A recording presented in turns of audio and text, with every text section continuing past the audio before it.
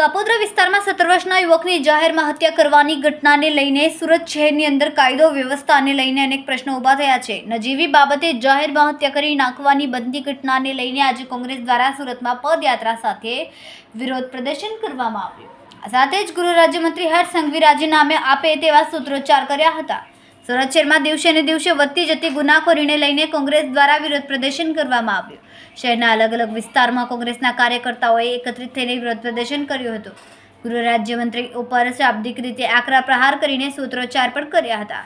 શહેરની અંદર જે નશાખોરી વધી રહી છે તેના માટે પોલીસ વિભાગ દ્વારા કોઈ નક્કર પગલાં લેવામાં આવતા ન હોવાની ફરિયાદો ઉઠી રહી છે।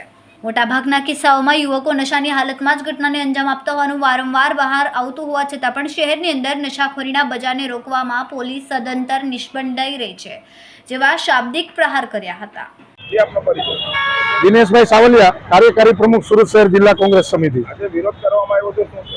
આજ રોજ સુરતની અંદર જે અસામાજિક તત્વો, જે ગુંડાઓ છે, એમણે જે માજા મૂકી છે અને એમને જાણે કે છૂટો દોર આપવામાં આવે એવી પરિસ્થિતિ આજે આ સુરતની નિર્માણ થઈ છે। 2 દિવસ પહેલા કાપોદ્રામાં એક સામાન્ય ઘટનાની અંદર જે આશાસ્પદ યુવાન, જે કોઈનો વાલો સોયો હતો ઘરનો, એ ગુમાવવાનો વારો આવ્યો છે અને એ અસામાજિક તત્વો દ્વારા દારૂ પીવાના પૈસા નહીં આપવાના કારણે એમનું મૃત્યુ થયું, જેનું મર્ડર કરવામાં આવ્યું છે। એવી જ હાલત બાકીના સુરતની છે। છેલ્લા 1 અઠવાડિયાની અંદર જોઈ તો 5 થી 6 જેટલી આવી ઘટનાઓ બની છે। અસામાજિક તત્વો છે, એમનો સતત ને સતત ત્રાસ વધતો જાય છે।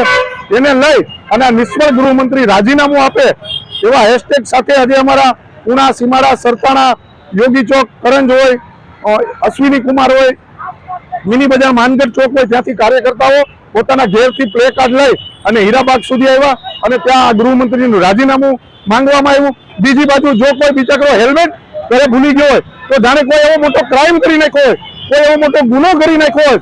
લોકો આજે રસ્તા પર નીકળતા પણ ડરે છે। ડરાવવાના ખરેખર સામાન્ય લોકોને નથી, આવા ગેરકાયદેસર કામ કરતા, ગેરકાયદેસર કૃત્ય કરતા લોકોને ડરાવવાના છે। હમણાં જ ગેરકાયદેસર રીતે નાગાલેન્ડથી હથિયારો લાવવામાં આવ્યા, જે લાયસન્સો બોગસ આપવામાં આવ્યા છે, એટલે એક રેકેટ પકડાયું છે અને એમાં ઓલપાડના મુખ્યમંત્રી, ઓલપાડના ધારાસભ્ય અને મંત્રી મુકેશભાઈ પટેલના છોકરો પણ છે। તો આવા લોકોનું સરઘસ કાઢો અને ગુજરાતની શાંત સલામત ગુજરાતમાં તમારે હથિયારની શું જરૂર પડી?